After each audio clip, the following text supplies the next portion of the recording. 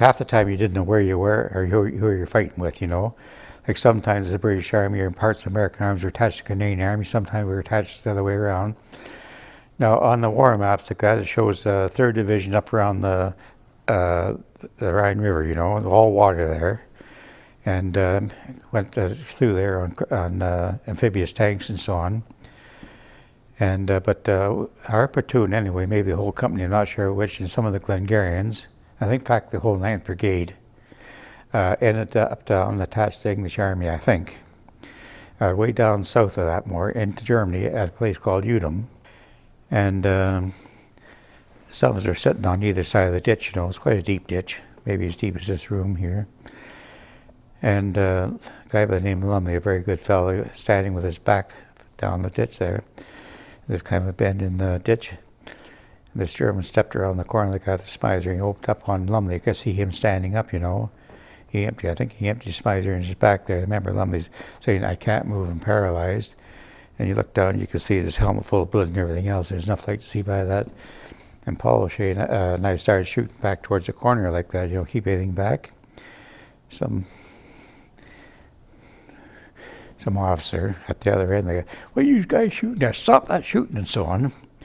We even threw a hand grenade around that corner to keep anything back. Well, then a few minutes later, the officer come back, our own officer, Mr. Eisner. And he come back, he said, "Look what we got." He had a German prisoner, one of the guys in the bottom of the ditch like that. I think that was the closest I ever come to commit murder in my life. I had a beat on the bugger and I was going to shoot him there, and this Freddie Zukowski, our stretcher bearer, he had a shovel. He took a swing at the guy's head and missed him. And Paul O'Shea was standing beside me there, and our sergeant just walked in front of us. We could talk about that later on. And Paul said, "You know, if the sergeant had walked in front of me, I'd have shot that son of a gun." I said, "Well, I was the same way." But that, I'm glad it didn't happen one way. But Lumley was a good man. I mean, we were upset about that, you know, because he was a good person, a good friend, and so on. And we got into Udem. They sent the big house on one side of the road, and across the intersect was another house. They sent, I guess as our section went across there.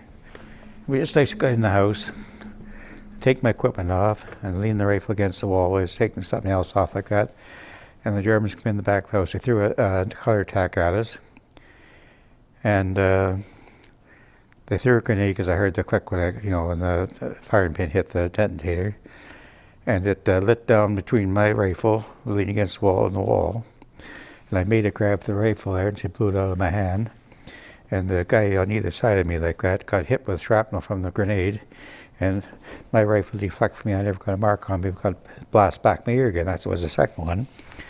And one of the guys threw a grenade in the back room there, and we got a couple of Germans back there. And we made a dash across the hallway. The room was sheltered. And Harriston, that young fellow saying about the wife and so on, he had been firing the brain gun. I guess they were at the front of the house too, like that. It jammed. When I went by across the hallway, he had the .38 revolver of mine out, and he was shooting. And by the time I got halfway across, I guess somebody opened up on him, Germans like that, and he's just lit up like a Christmas tree. This trace is going in one side, and out the other side. And we got in the room. I think there's 5 or 6 of us. I'm not sure how many got in the other room. I didn't have a rifle. One guy had a rifle, and it was jammed. And because I had a little bit of knowledge of gunsmith, I got hold of the rifle and got it unjammed. He tried to open the thing up, the safety on. Got that unjammed, handed it back to him. And the Sten gun that one fella brought out, it was jammed, but a cartridge got crossways there, which happened quite often. Those things got it unjammed. And the rest were standing there. 2 weapons, and the rest were standing there. I don't know how long we were in there. It felt like hours and hours, but it might be only an hour or two like that, but it felt like a long time. And we heard the sergeant yell. He said, "Anybody alive over there?" And we said, "Yes." He said, "I'm coming across." And we grabbed what equipment we could find, and I grabbed the brain gun up like that and took it across to the house across the road. And we stayed there the rest of the night, and I guess they didn't come back in again, but we left a few dead Germans there, 2 or 3 of them anyway that we know of. And we left 2 or 3 of our own fellows there too.